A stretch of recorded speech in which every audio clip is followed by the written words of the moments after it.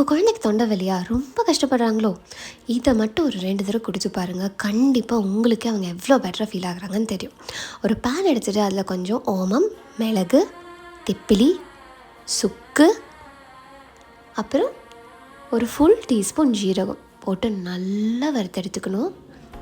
வறுத்தெடுத்ததுக்கப்புறம் அதை ஒரு மிக்சியில் போட்டு நல்லா பொடிச்சு எடுத்துருங்க. அண்ட் பொடிச்சு எடுத்துட்டு அதை நல்லா ஜலிக்கிறதுக்கு மட்டும் மறந்துடக்கூடாது.